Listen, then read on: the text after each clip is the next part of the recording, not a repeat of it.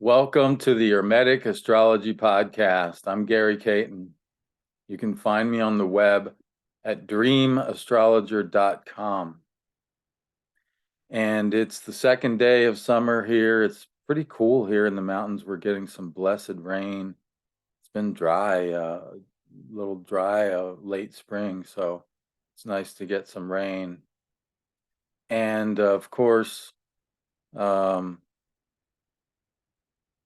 everybody's now talking about Venus in Leo entering the so-called shadow of the retrograde. And while technically I understand what that means, is that she has passed the degrees where she will eventually station. Man, this whole concept is so convoluted and so make-believe.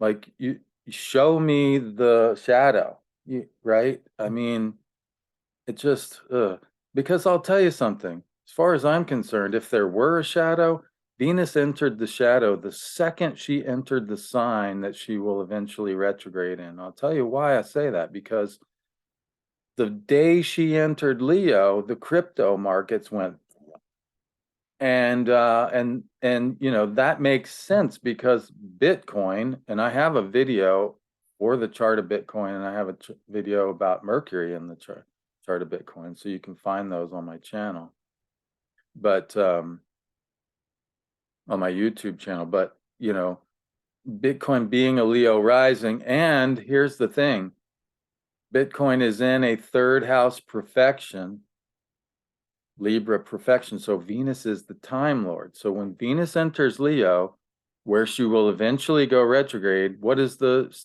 crypto prices do? They go retrograde.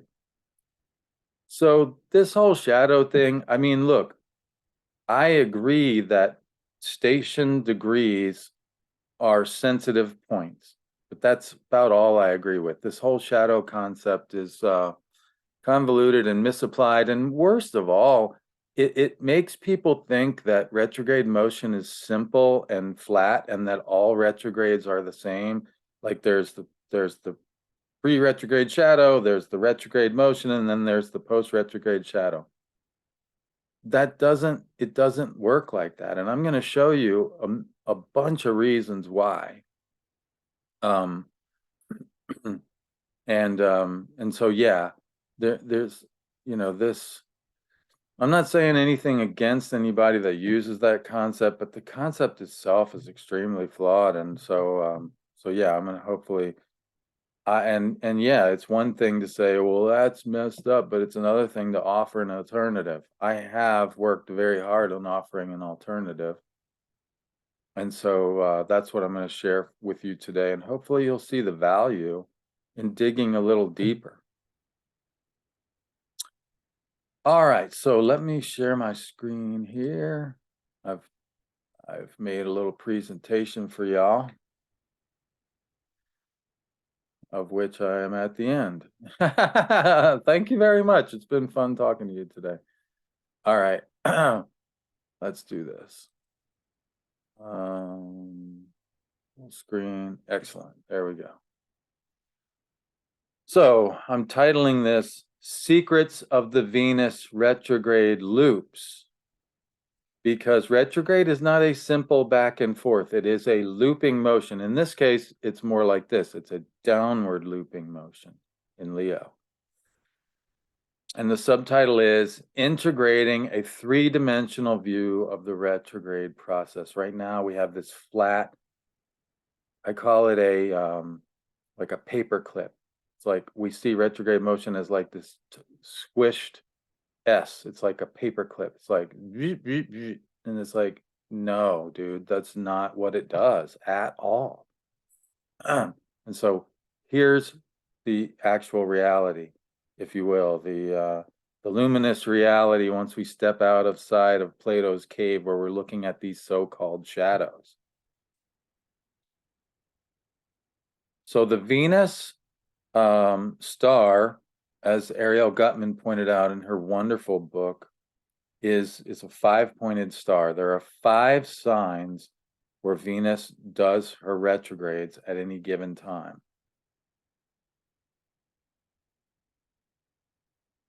So let's back up for a minute and just look at what does retrograde motion actually signify? Because, you know, if you go back to the Hellenistic literature, they talk about like what's called the nautical metaphor, where, you know, basically your chart is a ship, or your life is like a ship, and you're trying.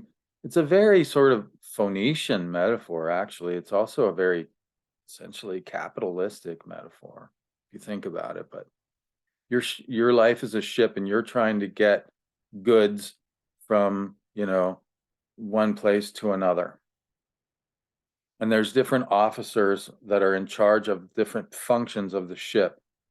Now, the thing about retrograde motion is if a planet is retrograde, it is not qualified to be an officer on the ship.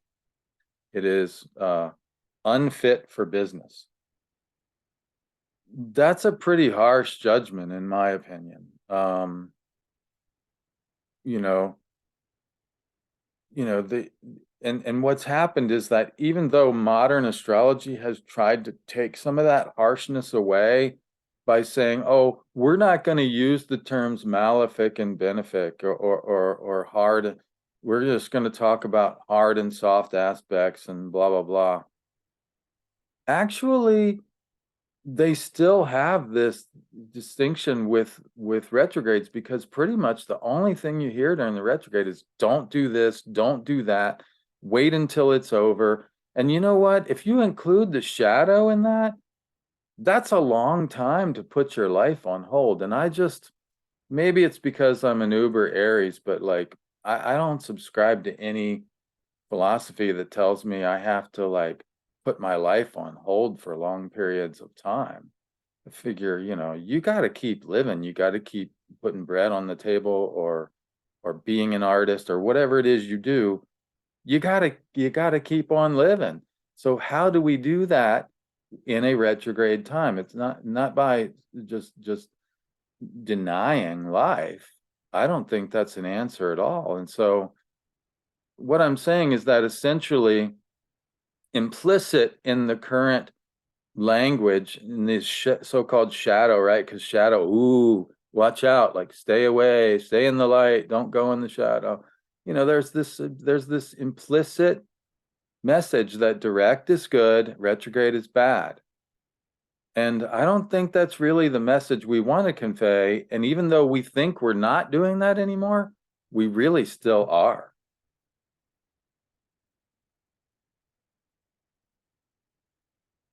This is an over exaggeration. This is hyperbole, obviously, but you know, Mercury is retrograde. Don't sign anything, don't buy anything, don't get married, don't do anything until it's over. And again, hyperbole, but you know, not that far from the truth, actually. Same thing with Venus. You know, we hear all these warnings. So the modern view of retrogrades, thanks to people like Erin Sullivan, who, with her wonderful classic book from the 90s, when I came up, when I became an astrologer, we sort of got some more nuance that basically retrograde motion, you know, Rudyard did this as well. Retrograde motion signifies an internalized process as opposed to the external process of direct motion. So rather than good and bad, fit or unfit, there's more nuance here, but essentially that message is still saying, okay, when planet is direct, be extroverted. When it's retrograde, be introverted. Well, geez, what if I'm an introvert and most days I'm actually introverted? Like most days are direct motion. So are you telling me I can't be myself on most days? You know what I'm saying? Like it still doesn't quite work for me. This reflects a societal bias against introversion, which there most definitively is, right? I can't tell you the number of times by simply being quiet, And you wouldn't know it, right? Because once I get my mouth running, it's hard to shut me up. But if it's not running, it tends to stay at rest also. And so if I'm being quiet, I can't tell you, especially when I was younger, when I was mostly quiet. People assumed I was a snob. They assumed I hated them. They assumed all sorts of things from nothing. They make something out of nothing. And, there is most definitively an assumption that you should be extroverted. People don't like introversion because they don't know what to do with it. And there's definitely a bias against it. And so this idea that retrograde is introverted and direct is extroverted, I still don't think quite cuts the mustard.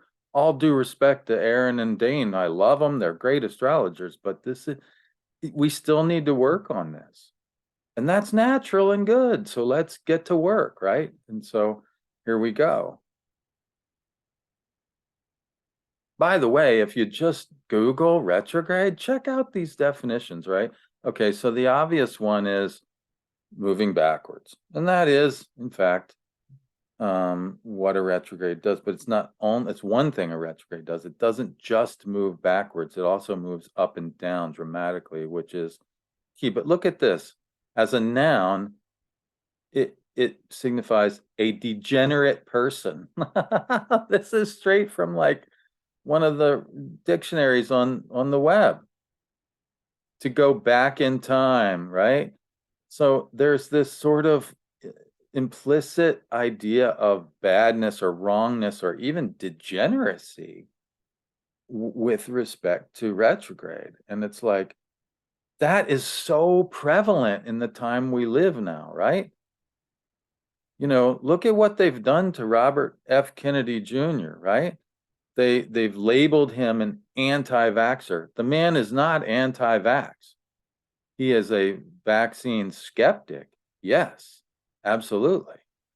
But they automatically assume that he's wrong-headed and that he's hurting society and all that. He's a degenerate simply because he questions the dogma of like, you must get vaxxed. I mean, look at this guy right now. Like this guy was saying, there's a video out of this one scientist. I don't even know his name. I don't want to know his name because it's ridiculous. He was like, oh yeah, well, and he says over and over again, these vaccines are not holding up, which means to me, what I hear is they're not working. So what's his answer? Well, got to take another one. Get your booster. Well, got to get a third booster. Fourth booster, fifth booster. Eventually the guy starts saying, yeah, you know, even a yearly booster might not be good enough. You guys might have to get this shot every few months. And it's like, dude, what the heck are you talking about, man? And if someone simply questions like, wait a minute, what? They're degenerate?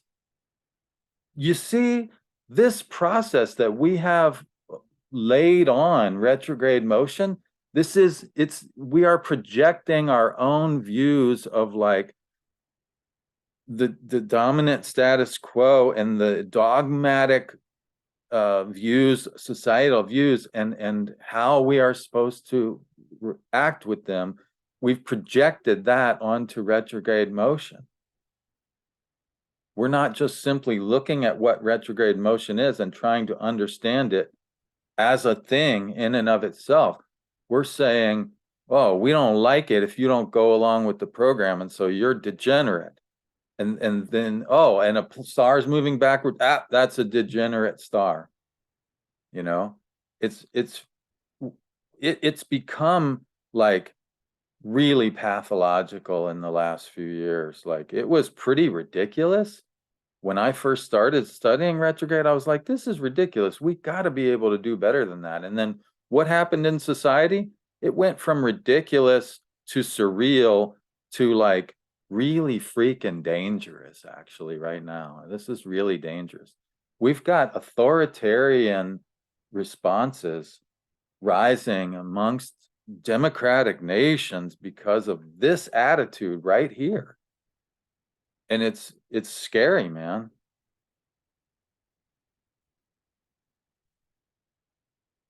I try not to get into the political stuff, and I certainly try not to get all like high-minded and lecturing about it, but I just had to get that off my chest. So thanks for listening, and I'll try to give you a break from it here. We'll go back to Plato.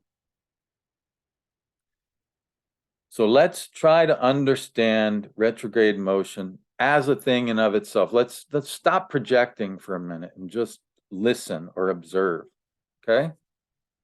All right. So way back before we have evidence of Western tropical astrology, like there's nothing, this is about 200 BC is about when the things that we call Western tropical astrology started showing up, or the records that survived, they date around then, right? Plato was before that. So he was aware that there are two basic kinds of motion in astronomy. And that is, one is produced by the Earth spinning on its axis. Now, whether Plato understood this, we maybe not, because this is sort of more of a modern, but the daily motion is produced by the Earth spinning on its axis. Okay? The rotation of the Earth produces sunrise, noon, sunset, and midnight. Okay, that is the rotation of the Earth on its axis. The other type of motion is the sun going, for instance, into Cancer yesterday. That is produced by the revolution of the sun around, the Earth around the sun, or the sun, the apparent motion of the sun through the zodiac. Okay. Now, in Timaeus, which is a sort of cosmogony, it's sort of a statement of how the universe came into being and why it is the way it is. Plato says that these two kinds of motions correspond. He calls them the circle of the same and the circle of the other. This is really important because it gets to the heart of this projection that I'm talking about. Okay. So the circle of the same, he says, look, not just the sun, but the moon, the star Sirius. Really, he says all of the planets and stars revolve at the same rate every day. This is not quite true because the stars of the circumpolar stars do not actually rise or set. They do revolve, but it's a little more subtle than that. But basically, it's the circle of the same because all of the things in the heavens move at the same rate in this because of this diurnal rotation of the Earth. And, if you go back to, I can't remember if it was the last podcast or the one before, I think it was the last one, when I was talking to Bruce Schofield.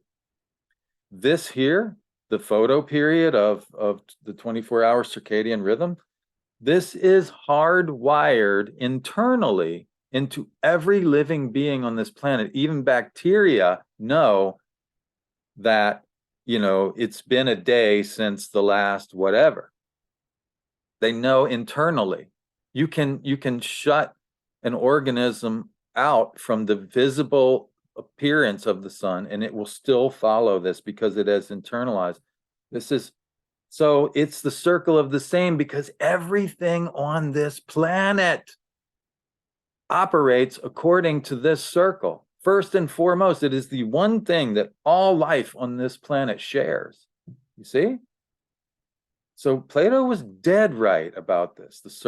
And he said the circle of the same takes precedence, or sovereignty, I think, is the way that Robert Hand translated it when I was in a class with him at one point in time. He translated this for us, which, that's Robert Hand for you, right? He's not going to give you somebody else's translation.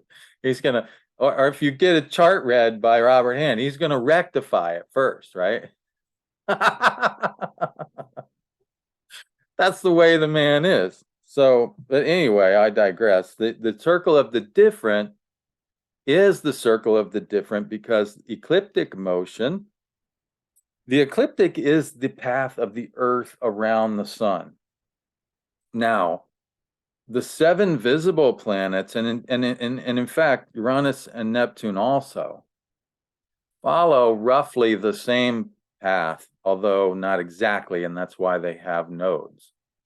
Um, but there's so, but let's just stick to what Plato knew, which was the seven visible planets. They all go around, at different rates, right?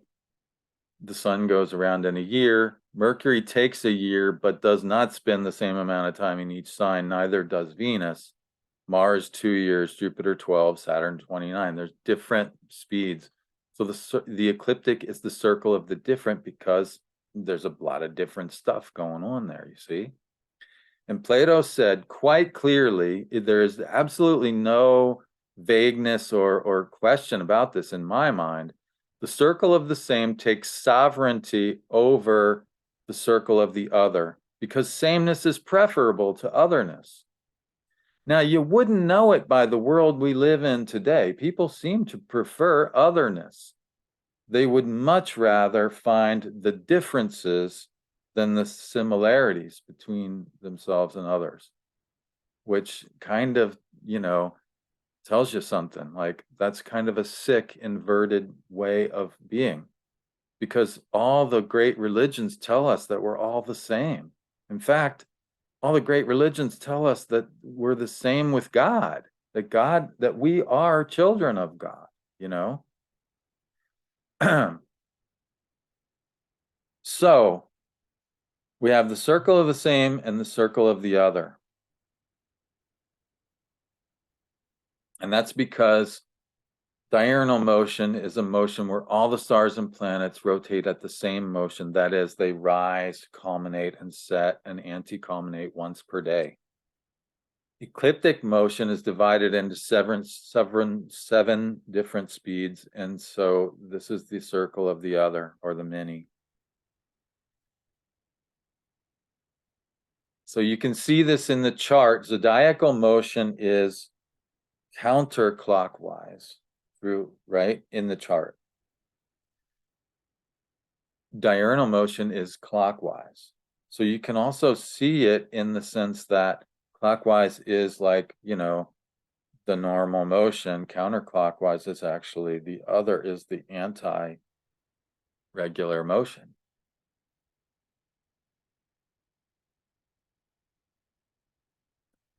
Now let's think about this a little bit more. When we think about otherness, it definitely, it basically means alien to whatever, like if I think of an other, I'm thinking of something that is outside of myself. So, or outside of my group, right? Them, y'all, that, right? And so they refer to who and what is distinct or separate from the self, okay, or normal, right? So this is where you get into that sort of, the other as the degenerate, because that's sort of like the sort of overreaction against otherness. You hear people, especially people of color or people who are of some kind of minority or something, they will say that you just othered me, right? Right? You're placing me outside of normal by having that attitude. Right? In geographic terms, to other means to place outside of the center, on the margins. You're saying you don't count, you're not normal. I'm going to discount you and push you out to the edge. You get over there. You're other, you see? And in fact, I remember hearing Robert Schmidt and somebody, this is way back in Berkeley Springs, but I have this memory burned into my mind. It's one of those things. now they were joking and laughing because it was after hours and we were all drinking a little bit. But so I'm not making a judgment about the man, certainly not, because I love him very, very much. And I think about him all the time. But, he said, oh, those people who live outside the city walls, they're heathens, they're ignorant, they're backward. In Roman terms, if you didn't live in Rome, you were a barbarian.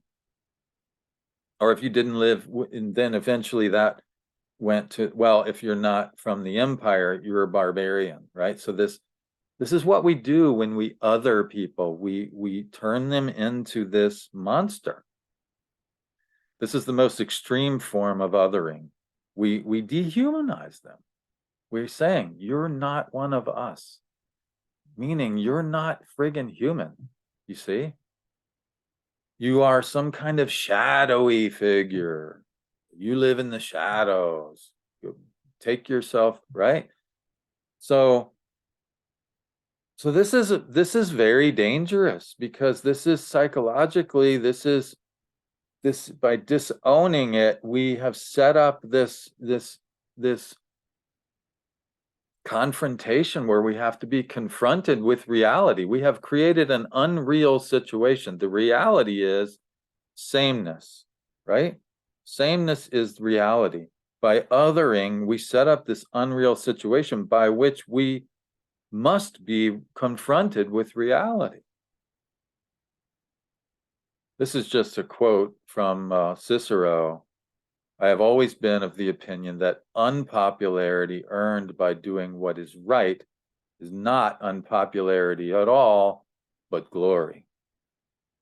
And so, and this is why, probably why, I don't have as many followers or as many views or as many blah, blah, blah as whomever, because I'm more concerned about doing what is right than, getting a lot of followers or getting a lot of views or making a lot of money or God knows what. And so I'm with this guy, and doing what is right, according to Plato, is honoring the sovereignty of the circle of the same. We are all the same. We are all children of God. And anything that goes against that has to be seen as a temporary illusion. Sometimes useful, sometimes necessary, sometimes very necessary. Hitler and the Nazis had to be defeated, or we would be living in God knows what, right?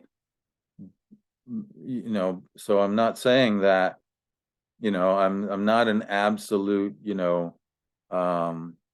absolutist with regard to peace, but I think, peace is preferable to war, because war is the inevitable result of othering.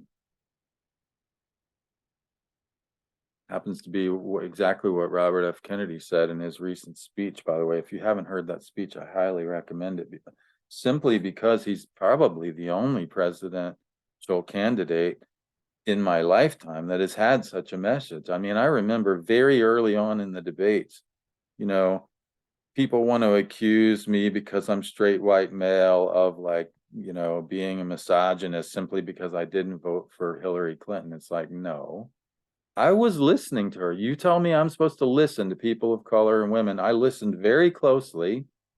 And what she said early in the debates, when that cat from Maryland was still part of it, she said that regime change is a legitimate political strategy. And then later she said, Assad must go. Well, that's war. And I'm not voting for war. So, there you have it. Now, let's get a little bit deeper into this psychologically, okay? To understand the function of the shadow in terms of Jungian psychology, we have to understand its correlate. The persona is what Jung called the revealed self. So we have this, and it's also a mask. we put the persona on in order to please our social peers. We put a mask on and say, haha, I'm going to play this part. Now, again, incredibly useful. I have to put the mask of astrologer on in order to serve in that role, in order to make a living, in order to be part of a community, blah, blah, blah. If I don't do that, I don't get to participate. And so it's not like mask as in like I'm hiding from something. No, I'm revealing something. I'm revealing the part of my personality that wishes to be in this role of astrologer. And it's the one role that I have maintained throughout my life since I discovered the possibility of it. A lot of other roles have come and gone, but that is the one that has remained the longest. So the persona is this revealed self. It's the socially acceptable traits, and we reveal them precisely because we think or know that people will like them. So it's our sort of, nicey nice self that we put out there in order to get along and in order to make a living and so on, right? The shadow is that stuff that we go, ruh-roh, I don't think Jim or Jane or Janet is going to like this very much. So I think I'm just going to keep this one to myself, right? We learn that from a very early age. We're shamed for certain things, we rightly or wrongly, and so okay, I didn't like that very much, so I'll keep that one to myself. We are hiding and or projecting. And so what happens is we say, oh, I'm going to hide that way. If we see someone else sort of doing something that looks remotely like that, we go, aha, yeah, I'm going to shame you. I'm going to get you before someone gets me. It becomes this race to the bottom of like, we're constantly othering and projecting the shadow onto people. So in kind of a race to the bottom to keep from getting the finger pointed at us, you see, and it's unhealthy, and taken to extremes, it becomes dangerous.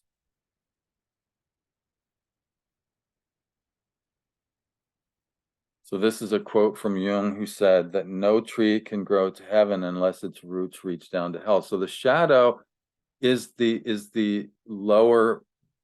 It is actually internal part of the, but actually the deepest part of the psyche is the anima or animus, the inner masculine or feminine, whichever gender the person is consciously. That the opposite is a deep part of their psyche that contains wholeness because it fills them out.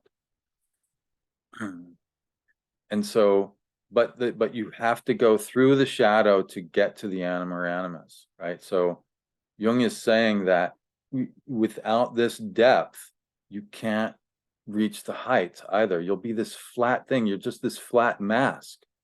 You don't have true dimensionality. And that's what we've tried to make out of retrograde motion. It's like this flat paper clip, and it's like ridiculous. It's not actually human. It doesn't have full dimensionality. There's another concept that is very alchemical, although I don't know that Jung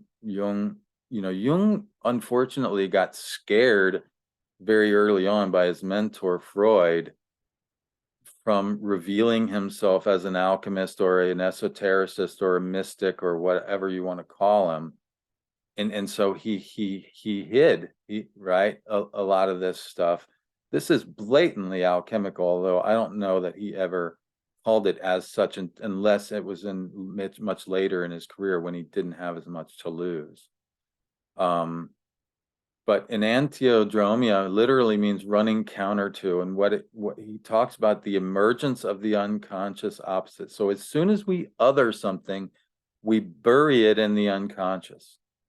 Even if we're projecting it onto someone else, it's because we're hiding from it. And as soon as you do that, you set up this polarity where it's coming to find you. That it's like a boomerang that will come back to you. You will be confronted with the truth. It's an illusion and it cannot last. So this occurs when there's a one-sided tendency. You say, oh, I've got this mask, it works really well, and I'm just going to stay with this because I know it works, and like, everything else I'm just going to put aside. Well, life doesn't work like that. There's no look around you. There's nothing stays the same, right? Heraclitus said you can't step into the same river twice. And so trying to keep one identity for a lifetime, absolutely ludicrous. But that's what we try to do. Rather than flowing with the river and being whatever it calls for in the moment, we try to inhibit that and try to have this one-sided thing. And what happens is it forms all of this other stuff. I've seen this time and time again, unfortunately, like with women who have a really strong Mars in their horoscope. Women are socialized from a very early age to be Venus, not Mars. And so they learn to disown their Mars. And what happens is, but they still have a strong Mars. And so what happens is it gets othered, right? And so these pathological, what do you call it? The toxic masculine figures come into their life and wreck their life. And they come to me afterwards saying, what the hell was that? And I say, unfortunately, that was an invitation for you to get to know your own Mars. If you leave it up to someone else, that's what you're going to get, because no one else can do you. You have to do you. And so it's like, it's unfortunate. Like, I wish I could see them before that happens and say, and encourage them to be that Mars without that happening. But unfortunately, that's often not the way it works. It's kind of tragic. But, and so, but it's an example of how, if they are forced by society to be Venus, eventually Mars comes crashing in. The opposite will force itself upon the person and say, you must own me. I want to be seen. I want to be lived.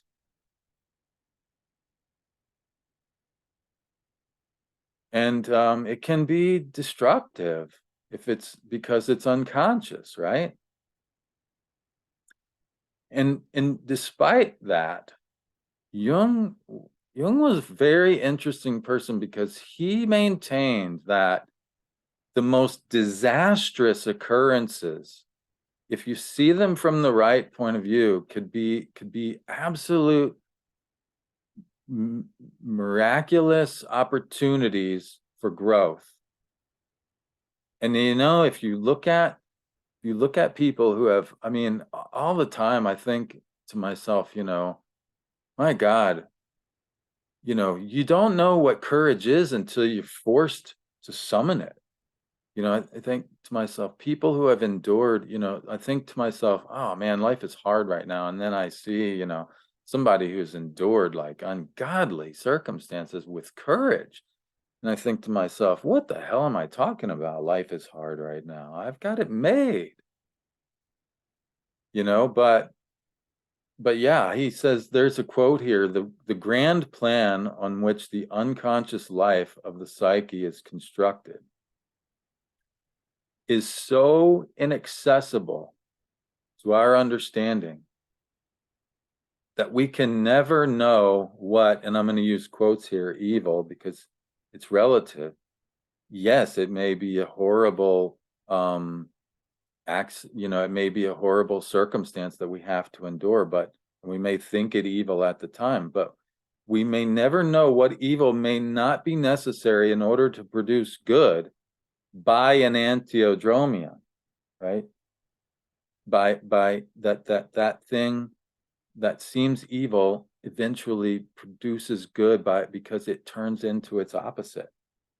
And what good may very possibly lead to evil, right? The road to hell is paved with good intentions. So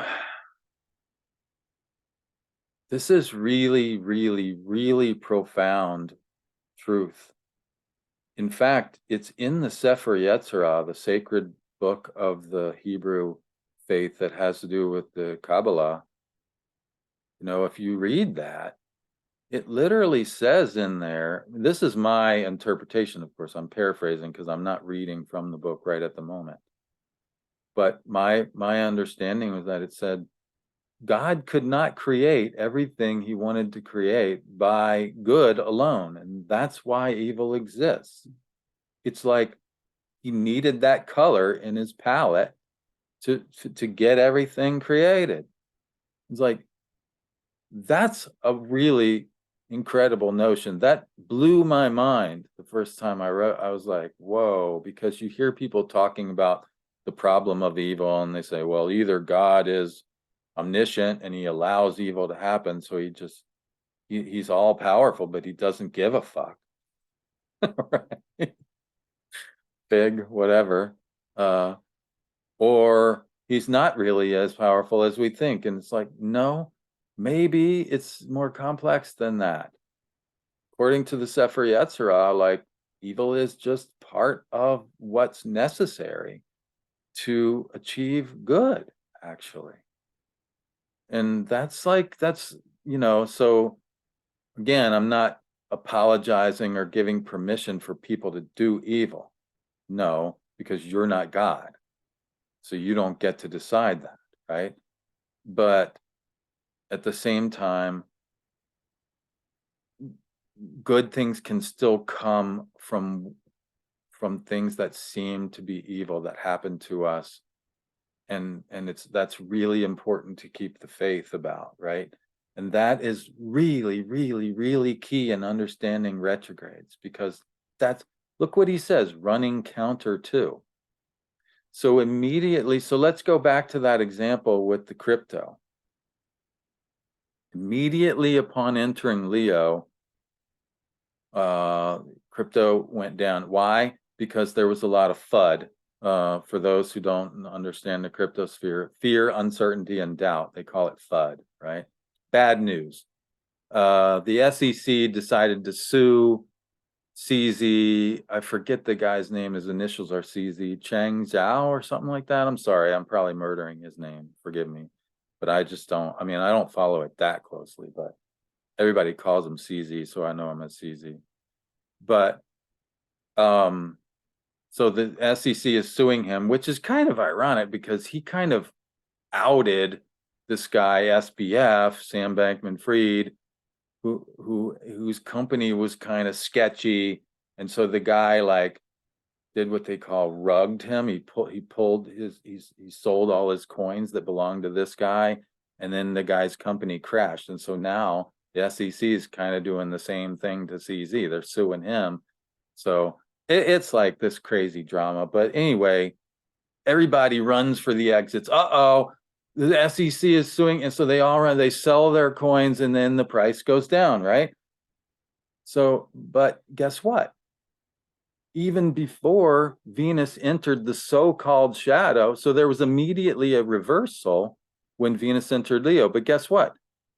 Even before Venus could get into the so-called shadow retrograde, that is, past her eventual station degree, we have another reversal, and the price goes way up because there was the opposite news. BlackRock and Fidelity and several other people want to open these what are called ETFs, exchange traded funds. And what that means is that that's one step closer to mass adoption for Bitcoin. That means that more and more people are going to start using it or having access to it. And so there'll be more adoption. And so it'll be more mainstreamed, which means the price will go up because there'll be more demand, right? So so you see, you just don't know what, it's like that parable where the farmer, his son, finds a horse or something, and they, oh, what good luck. Then he's riding the horse and he falls off and breaks his leg. Oh, what bad luck. Well, then the army comes along and says, we're drafting people. All the able-bodied young men must come with us. Well, the son's leg is broken, so he doesn't have to go to war. What good luck. And each time the farmer says, we'll see. You see, and that's what you have to do with retrograde. You have to adopt the we'll see attitude, because it's a loop. You don't know for sure where it's taking you, but if you listen and are aware, what you do know is that things are not, you're not going to be allowed to go along with the same old, same old. Something's going to change. If you pay attention, you might find out what, but if you just go, oh, what bad luck, retrograde Venus took X away from me, what bad luck. If you're stuck pouting, do you think you're going to be around when that good luck turns to bad? Or sorry, when that bad luck turns to good, or do you think you might miss it? You're convinced it's bad luck. It's going to be bad luck. You know why? Because you missed the good luck by pouting over your bad luck. So, you know, that's the danger of this othering. You know, just like we dehumanize other people by othering them, when we other life, we de-sacredize it, if you will. I don't know if that's a word, but what the heck, let's go with it. We profane life by cursing our luck. We profane God by thinking that he only can achieve things through good. Well, what? Really? You expect God to just give you everything good every day, all your life? What's the point? I mean, that's heaven. You're not in heaven. Not yet. At least I'm pretty sure we all agree on that.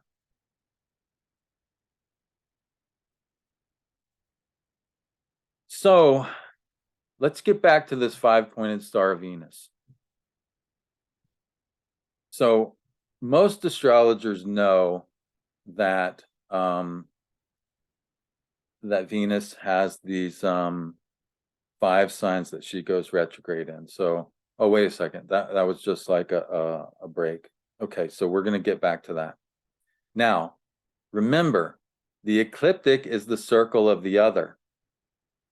Therefore, by definition, any assumptions on our part of uniformity or sameness regarding retrograde motions are fundamentally irrational. It's the circle of the other. It's never going to be the same. It's always changing. So this idea that retrograde motion is like every time, it's like, oh, you've got the pre-retrograde shadow, the retrograde, and the post-retrograde shadow, like, and they apply that to every retrograde. Well, that's bullshit, because that you're trying to put sameness on a thing that's inherently other. These make-believe shadow zones are illusions. When we learn to observe, we will see that each retrograde is very different, and there's 5 Venus retrogrades, you see, and we treat each one differently depending on the nature of the dance, right? If the band's playing a polka and you're dancing a waltz, you're going to bump into a lot of people and you're going to say, damn it, Venus retrograde, you cursed my life. And it's like, no, you're dancing the wrong tune, yo. You know what I'm saying? So what the truth of retrograde motion is that before and after the retrograde, things change dramatically. That is true. But it's not because of some made-up shadow. It's because Venus herself changes in this dimension, not the back and forth, up and down dramatically. And I've got pictures to prove it to you, okay? Before and after actual retrograde in longitudinal motion, east-west, Venus makes actual, observable, and dramatic changes in latitude, north and south. Okay? And guess what? The amount and direction of these differ depending on which one of these 5 retrogrades she's in, right? So right now, the retrogrades are happening. They just, this diagram is already outdated. They just shifted from Scorpio into Libra. So the signs right now, well, there's one more Scorpio, so it's kind of still true for a little while. Right now they are Scorpio and or Libra, Capricorn, Aries, Gemini, and Leo is the one we're going into now. So in chronological order, they go Capricorn. We just left the Capricorn one. We're going into the Leo one. Then there'll be an Aries one. Then there'll be a Scorpio one or Libra. Then there'll be Gemini. So that takes 8 years to go through 5 Venus retrogrades. So most people know that, but they still treat the retrogrades as if they're all the same, and that's a mistake. If you actually observe Venus in the sky, you'll see there's much more to the story. And in fact, if we go back, 4,000 years almost, we have written in stone, well, clay, I guess, but which turned into stone-ish. We have the observations of the earliest known observations we have are on this tablet called the Venus tablet of Ammisaduqa, because Ammisaduqa was the king who sort of what do you call it when an art commissioned the formation of this tablet. And it says, you know, okay, so in the first time Venus sets in this constellation and after 3 days rises in the same constellation. 3 years later, she sets in this constellation and 16 days later rises in a different one. Well, that's very different. 3 days later, she rises in the same one. 16 days later, she rises in a different one. Okay. 5 years after the beginning, she sets, and after 12 days, rises in a different constellation. Well, that's different still.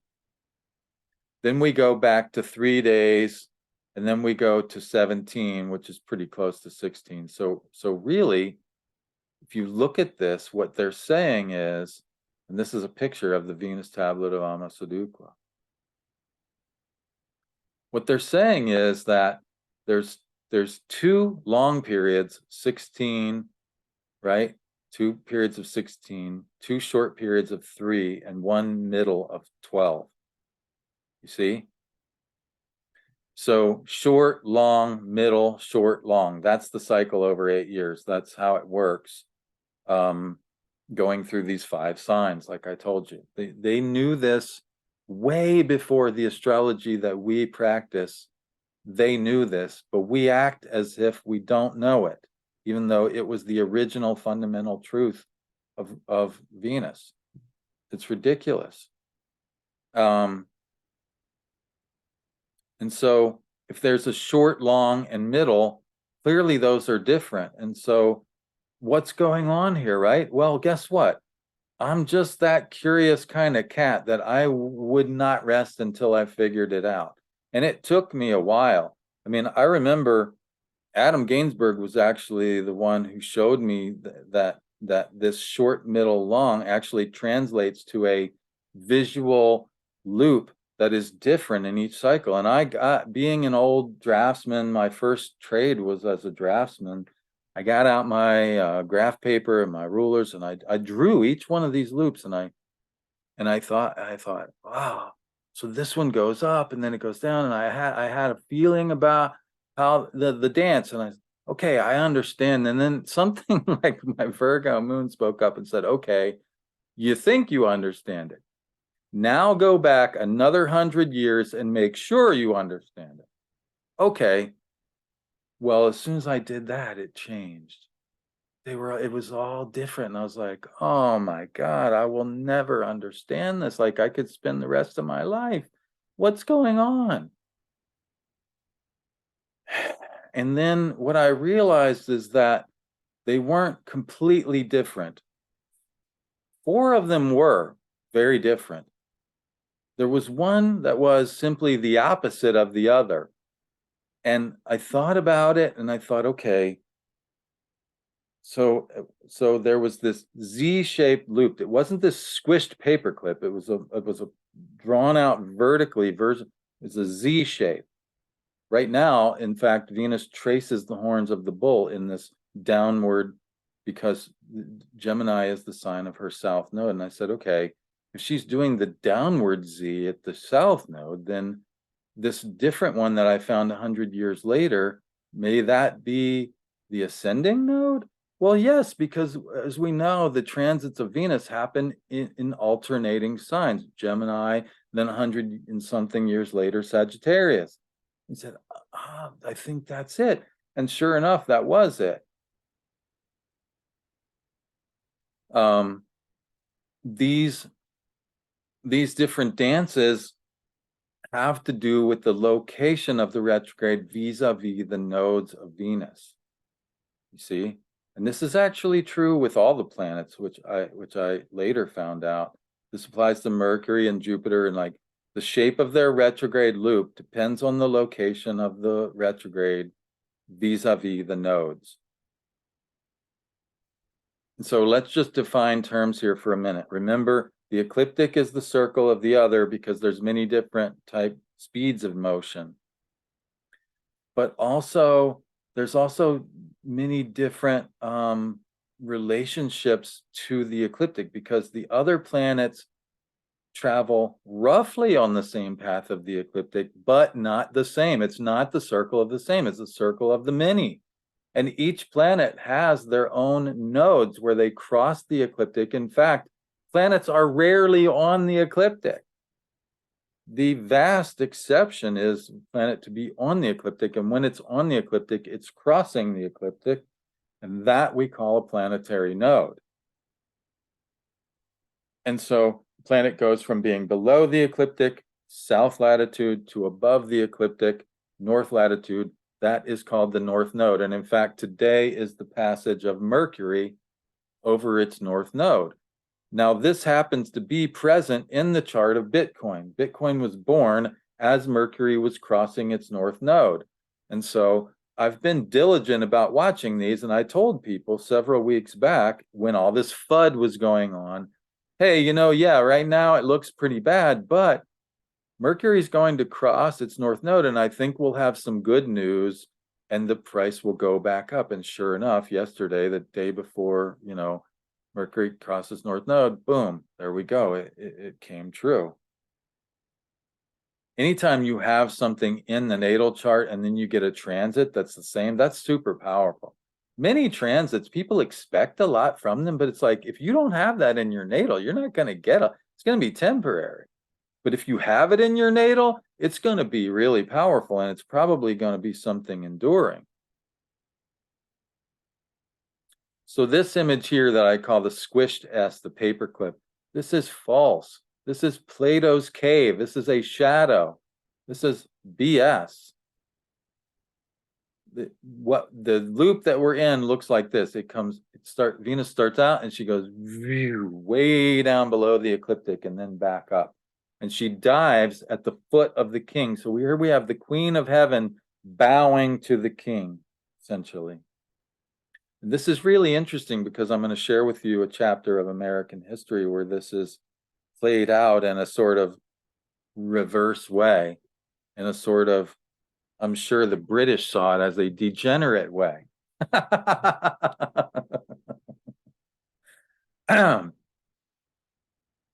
But before we get to that, I'm going to show you that this little drawing on paper, this is not just a drawing on paper. This is reality.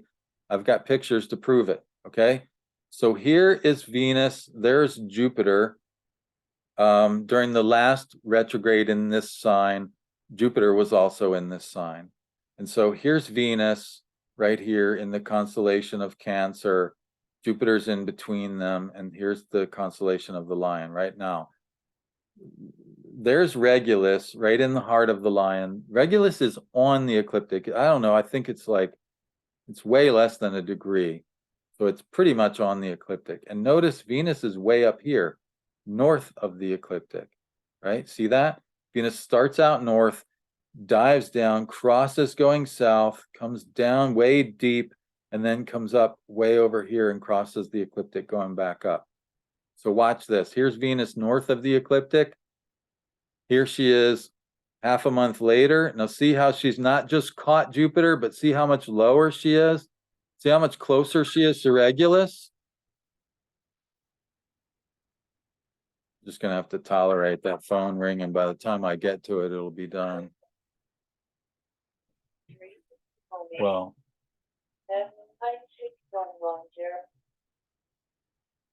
all right, I got that.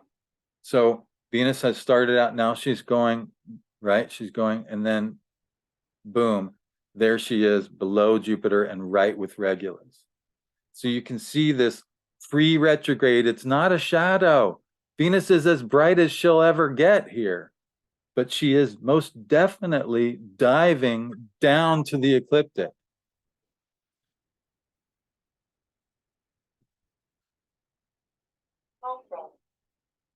Okay, so watch this fast, all right? So here we go. Boom, boom, boom. See that?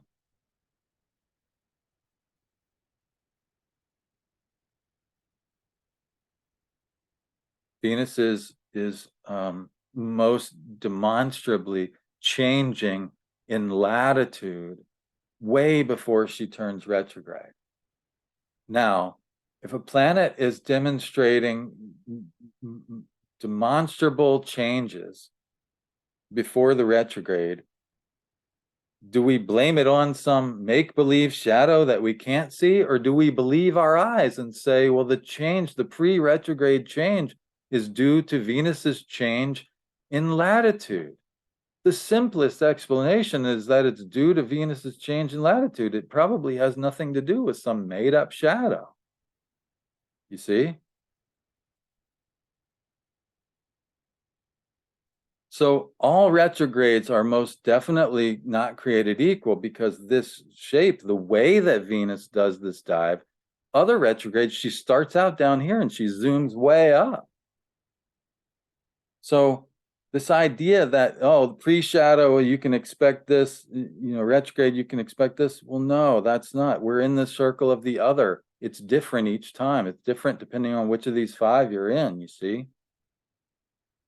And so when we begin to understand that, we understand the place of the retrograde, the shape of the loop is dependent on its relationship to the node, then we can begin to map out that, that shape.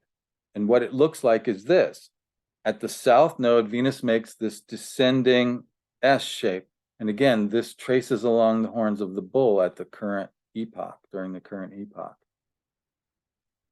If she's in a sign between Gemini, where her south node is, going around the zodiac to Sagittarius, where her north node is, she will make a south loop. From south node to north, she is in south latitude. Well, Leo is between Gemini and Sagittarius, so she makes a south loop.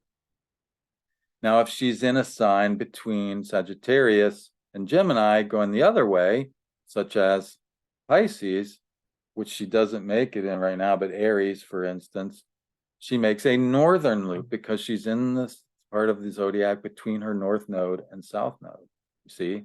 And so this will be a very different dance.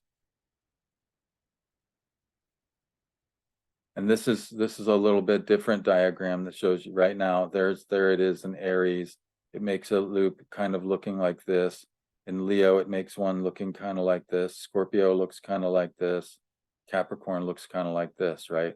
In 100 years, we'll get this loop, this upward S shape, but right now we don't have it because the Venus star isn't pointing that way, you see?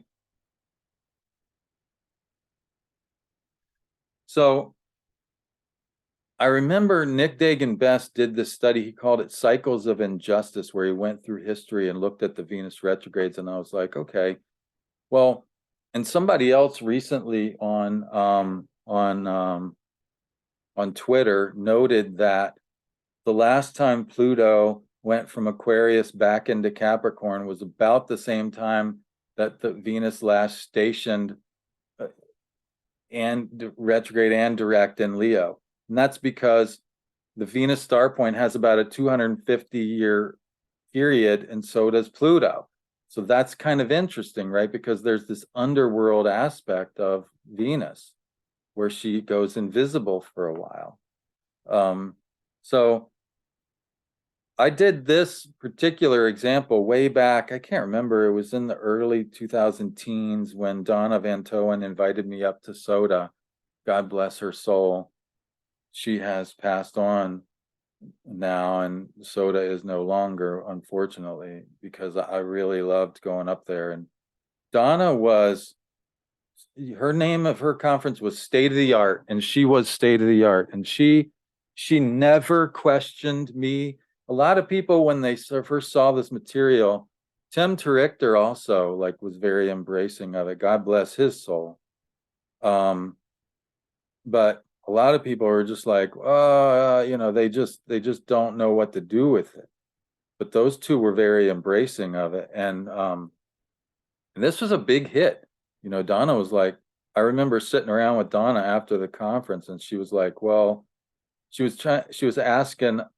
It was like mostly us speakers who were hanging out, and Donna was there, and Donna was like, I'm thinking of bringing so and so, this person to and a lot of us were like, don't do that. Like, I'm not gonna name names, but and she was like, well, who then? And I was like, well, Donna, like, it's pretty simple. Like, just give it to your best performer. And she was like, well, that would be you, my dear. and she had already told me she wasn't going to have me up there every year, just like every other year. And she's like, Gary, that would be you. And I can't do that because we're on an alternating year dealio, remember? And I was like, oh, and I didn't even realize that. Yeah, evidently, like, not only did this stuff catch on, but it was the most attended thing, which was, I mean, that was really like, I thought I was going out on a limb by doing this stuff because it was so different, but people really were excited by it and embraced it. So yeah, but so anyway, so this is basically just a recapitulation of that lecture that I gave there for Donna and Soda up in Buffalo, or whatever that suburb of Buffalo is called there. So Venus stations in the same degree only every 250 years. So the last time Venus stationed retrograde and direct in Leo was 250 years ago. And that's also coincident with the Pluto cycle. So that was the American Revolution, right? Because right now we're in the American Pluto return, but we're also in a kind of Venus and Leo return. And now catch this. Remember how I told you that Venus does this southern loop in Leo? Well, guess what happened? There was this really important, guess what? Changing of the tide of the American Revolutionary War. Things went backwards. And guess where? In the South. There was the Southern campaign that dramatically changed the tide of the war. Like, it's so literal. So early on, like before the Venus retrograde in Leo, Charleston, South Carolina was captured by England. And Charleston is a port, and it's a major, like, it was really the biggest city in the South at the time, I think. And so, that was a major victory for the English, and they probably thought they had us at that point in time.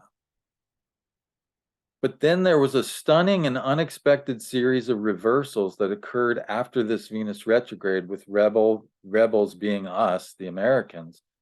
Well, the ones that sided with, that didn't side with the ones that weren't loyalists, right? A lot of those ended up in Canada anyways, but there were victories at places called Kings Mountain and Cowpens. And so when you begin to look at this loop, it's really stunning that it's a southern loop, and it is in the South where the tide of the war did what? It reversed.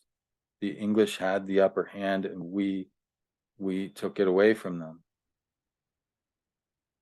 So who was it that we took it from? Cornwallis was the general who was leading the British.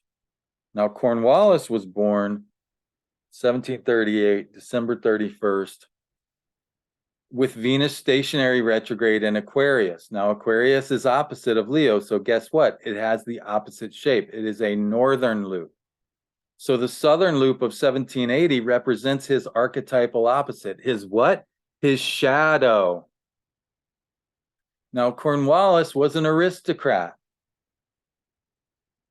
He believed himself to be superior to the rebels. Right? He thought, oh, I've got better training, I've got the better troops, I'm on the side of, he probably thought God was on his side. That's a very frequent occurrence in war. People assume that God's on their side, blah, blah, blah, right?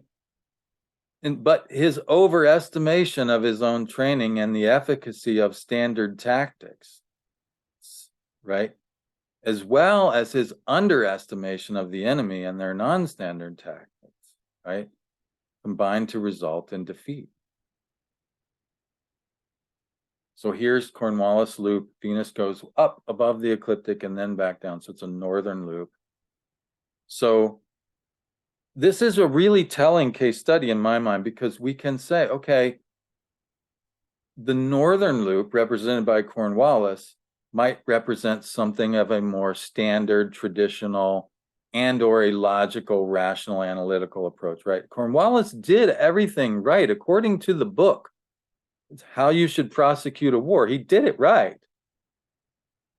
And he had these lofty aristocratic values. He thought he was better than them. And he did everything right. But the thing is, the rebels, why they won, they did not fight on his terms.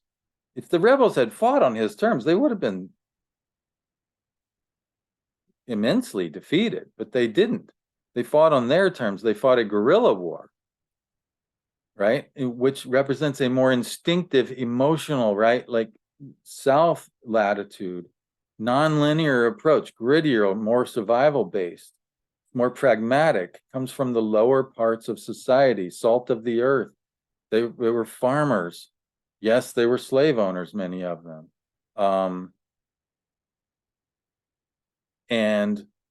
But they were mostly not aristocrats. The aristocrats were the slave owners. A lot of the people were just regular farmers. And so this whole process that happened, where Cornwallis overestimated his superiority and he underestimated the efficacy of this people that he had othered. This shows up. Nick Dagan Best did this cycle. He called it Cycles of Injustice. I think he published it in the NCGR a while back, and you can find it on his Exoteric Astrology. He did an article about it. And so he shows that during this loop, which happens in Libra, Virgo, and Leo,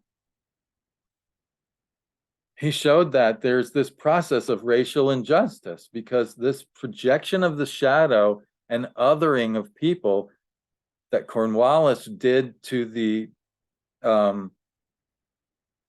rebels, it's pretty much the same thing we do to people of color, people of different cultures, anybody we other. We're presenting a belief that they are beneath us, or somehow, like what was that word that we used in the, like, degenerate, you know?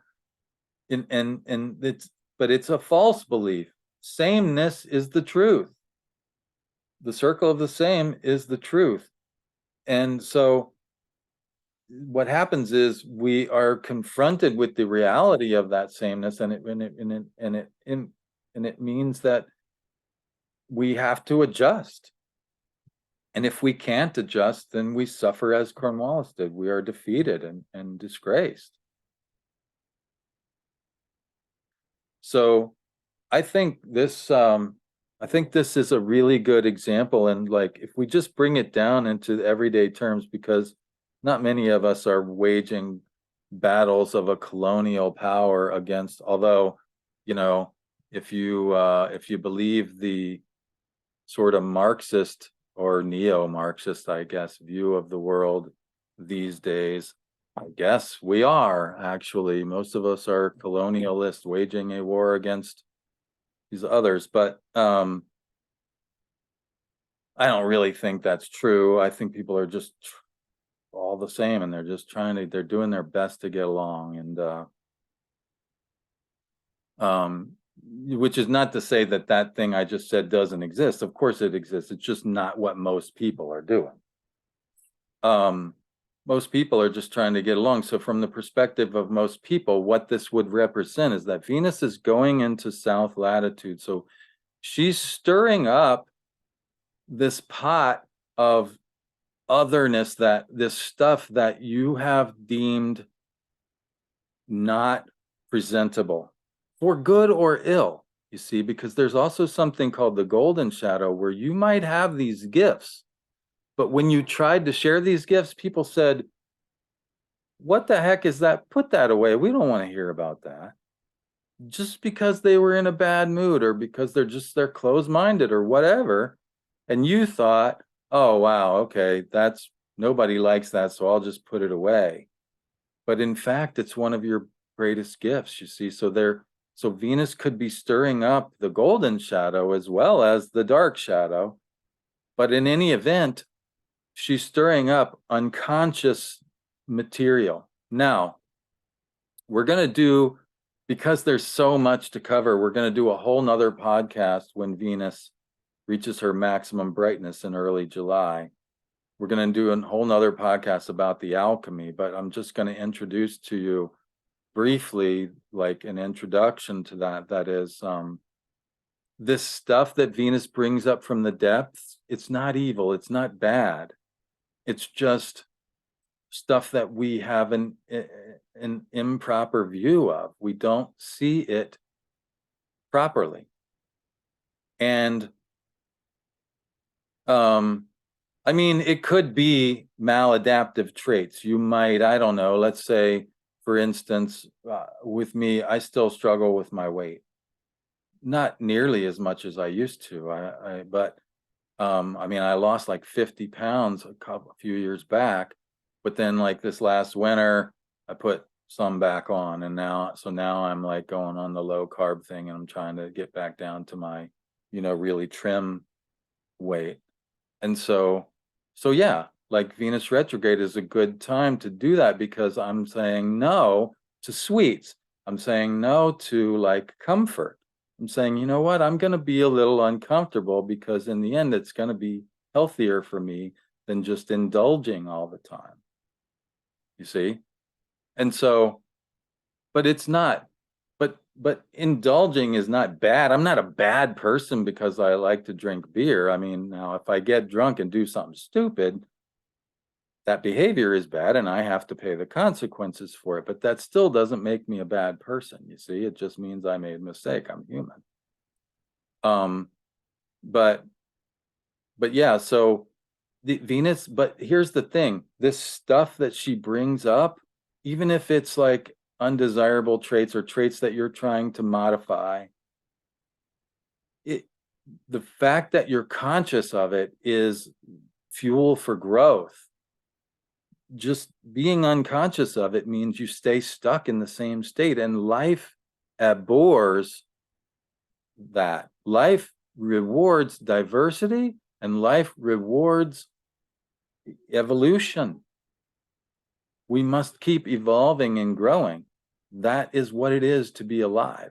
And so this stuff that Venus brings up is fuel for that. It is fuel for growth. It is fuel for evolution. It is fuel for, in Jungian terms, the shadow contains the inferior function. It's the unlived life. It's all that stuff we haven't done yet. This is where all the room for growth is. All the stuff that you've already done that you're really good at, there's about this much room for growth left in there before you max out. The stuff you haven't done, there's this much room for growth. I'm holding my arms as far apart as I can right now versus like my fingers, an inch apart. So, so like that's why the alchemists say, when the matter turns black, rejoice, for this is the beginning of the work. You see, what seems to be bad fortune, oh wow, here's that, you know, just geez, I put some pounds back on over the winter, and now I kind of gotta, when my friends want to go enjoy themselves, I gotta say sorry. Or I just watch them enjoy themselves and abstain. But and it's like, oh geez, but it's like, no, actually, first of all, it's going to make you stronger because you're going to have to have willpower, and that's a good thing, because when you need it later, you will have exercised that muscle, right? And not just that, but like, you're going to, if my friends want to like have beers or whatever, and I say no, it's going to open up room for me to have other experiences that I haven't had yet, which are going to lead to growth. It's going to give me room for that inferior function rather than the sameness, you know? So, yeah, the basically watch for invitations to do something different, to see something different, most of all, to rehumanize yourself or others. To say, you know what, this person who I thought was a bad person, yeah, they may have effed up, but that's not all of who they are. They also have good in them. And they also, and like, maybe they deserve a second chance, or maybe they just deserve me to stop talking shit about them, or whatever. You know what I'm saying? Um, Maybe they've paid their dues. Maybe they, you know what I'm saying? Again, it might have to do with like Leo being a creative sign. It may have to do with taking risks. You may have become conservative, a little conservative. It may be time to embrace, like, wow, there's this tremendous opportunity, but holy smokes, if I do this, I've got to let something else go. And that something else go is a pretty solid provider for me. And if I let that go for this, and this doesn't pan out, man, it's going to hurt. Guess what? You never get something really great without taking a risk. And so it might be that you have to embrace a little bit more risky, um, creativity, taking the risk of being more creative, something like that. But the point is that it's going to bring up, and the thing is, the truth about this thing lies not up here. I'm pointing to my head for those of you who are only listening. The truth does not lie in here, and especially it doesn't lie in all of this stuff that everybody's telling you. And it doesn't lie in your logical, rational thoughts about something. It's here, it's in your gut. The truth is down in your instincts, and your instincts, that they are a gift from your ancestors. Your ancestors dodged lions and they wrestled buffalo, and they survived, man, droughts and famines. And there was like a handful of humans on the planet at one point in time. We know this. I mean, a handful, relatively speaking, a handful compared to billions.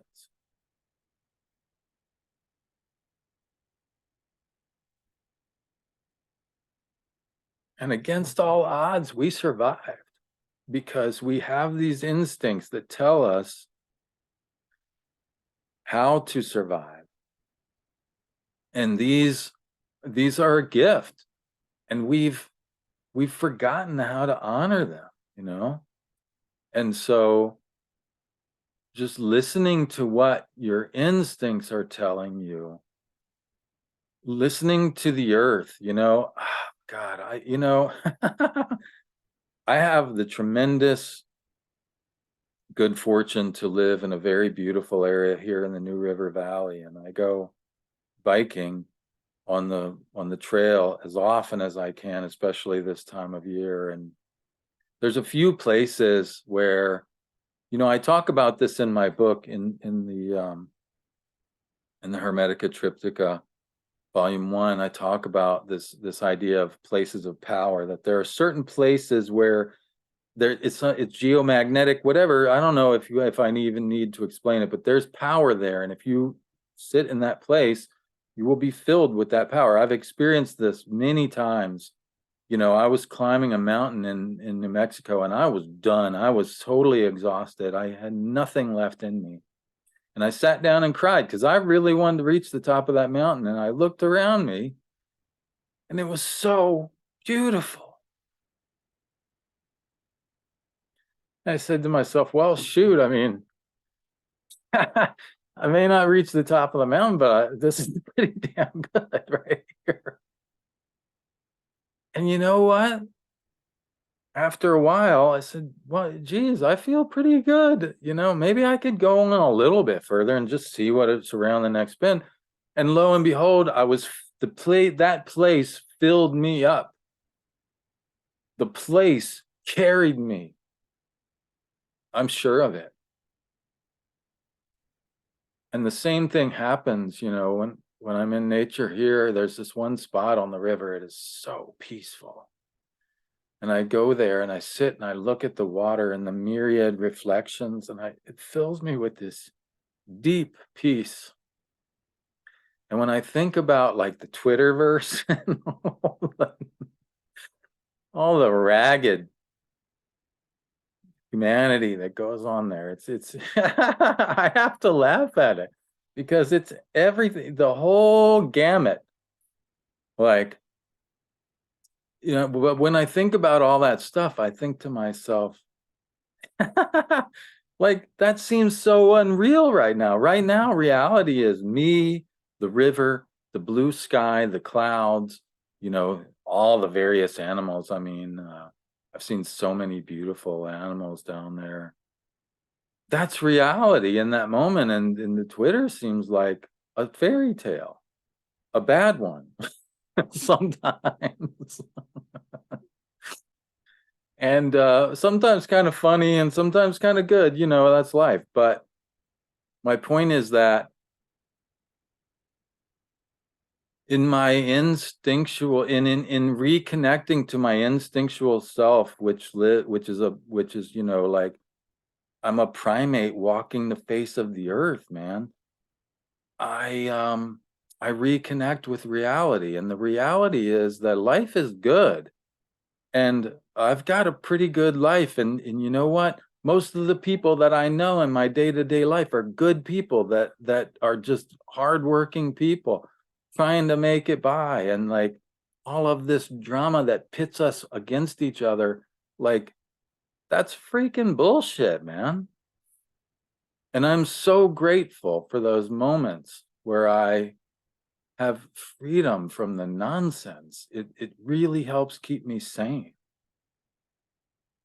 And so I think that is maybe like one of the biggest things that I could recommend, is like, whether it's through yoga, whether it's through meditation, whether it's through, and I've experienced the same thing by way of meditation, although for me, active forms are much more my style. But I was very fortunate to live in a Buddhist monastery once upon a time. And I think it was the spirit of that place where those monks and nuns had done so much of it that I just sort of lucked into it.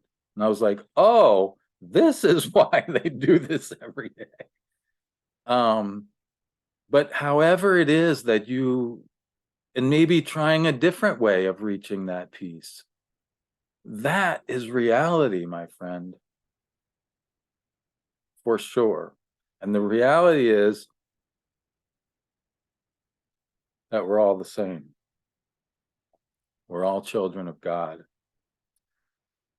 And when we remember that and hold that in our hearts, it gives us the peace to achieve navigation of our differences with beauty and grace and humanity, rather than ugliness and war and the various other negatives that are available to us, you know?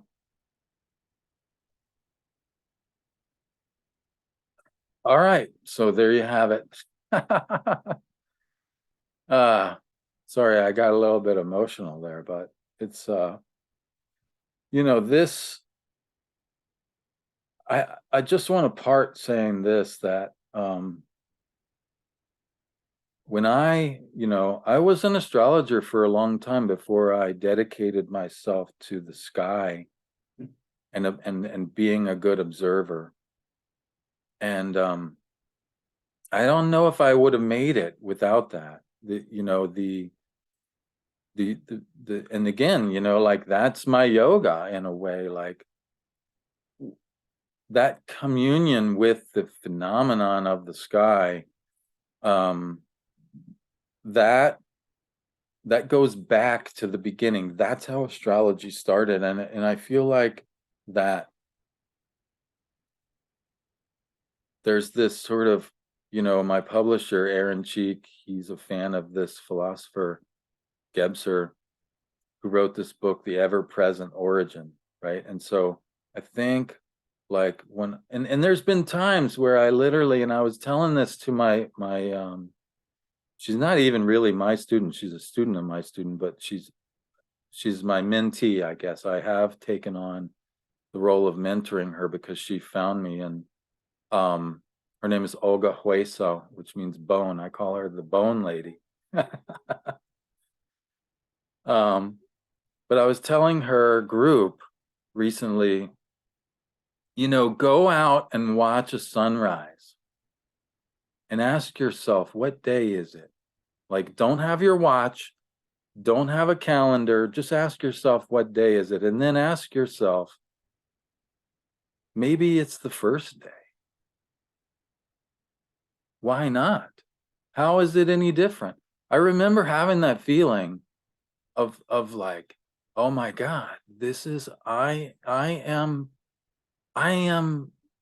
witnessing that same phenomenon that when the creator god of the Egyptian pantheon, Atum, he rose out of the silt of the Nile, and that first dawn and it was like, how is this any different? And so that practice of being with the sky, it connects you to some instinctual part of the soul that is primordial. It connects to that ever-present origin that Gebser talks about, and it will fill you, and it will remind you, and see, when you're refilled with that origin, you don't have the sense of separateness anymore. You don't want to fight with everybody. You don't need to argue with everybody, And so I thank the gods for being brought back to that, because it saved my career as an astrologer. I think I would have walked away from it if not for that. But it has changed my life incredibly. So that's the other thing, is I just invite you right now. Venus is heading towards her greatest brilliance. As I say, shadow, what shadow? She's as bright as she ever gets. She's so bright, she casts shadows. Go out and see if it's not right. Like, look, and then look back and see if you can't see. It's a little fuzzy. It's not real easy to see, but she's casting shadows right now. She's so bright. And I'll tell you one other thing. Now, this might be a little bit of a step for some people, but talk to her. Tell her your troubles. Tell her your dreams. Tell her whatever you need to tell her, what you would tell a beloved friend. And that's what I did for a long time. And I never expected, I didn't feel entitled to hear back. I just thought it was an exercise for me. And then eventually, you know what I found out? She replied. And that has been the most wondrous thing that I could imagine experiencing. And it's been incredible to hear. And I don't know what it is. It might be in me. It might be the daimon of Venus intermediating between her and me. I don't know what it is. I can't explain it, but that experience of hearing her, maybe the part of me that is connected to her, I don't know. It's been profound beyond anything I could possibly put words to. Way more profound than like reading charts and stuff. And so and again, I think it's because stargazing is like ancient humaning. It's like aping in the sense of like, you know, it's being an animal human, you know, and it's not being stuck up here in the head and stuff. And so just go out and sit with her. I'm telling you, it'll change your life. I've had so many examples of people who did that, and they come back and they go, "Oh my God, Gary, you were so right." And every time it's different, and every time it's beautiful, and it's like I feel so fortunate to be in a position to share that with people. And so, of course, that's going to be my parting shot, my parting gift to you is an invitation to go out and enjoy this greatest brightness as the evening star, and then come back and we'll talk about the alchemy of Venus in the next episode. And in the meantime, be sure to check me out at dreamastrologer.com. I'm pretty active on Twitter lately. There's a link to my Twitter. Instagram, I've been doing this stuff with my photography, of course, is on Instagram, but I've been doing this stuff with the AI Mid-Journey. And I did one this morning when Venus was rising. Venus was rising at the same time that Jupiter was culminating. So I was like, imagine the goddess of love rising from the sea and the god of thunder looking on from a mountain above, and it generated these images, right? And so it's like, that's fun. It's just very creative and I love it. So you can check me out on Instagram, check me out. Of course, I'm on Facebook. I've been on there a long time, since 2008, I think. And be sure to sign up for my newsletter. One of these days, I'm going to get around to sending a new one out, and I'll have some free gifts for people and stuff. And yeah, bright blessings of Venus at her greatest brilliance. Until next time, bye for now.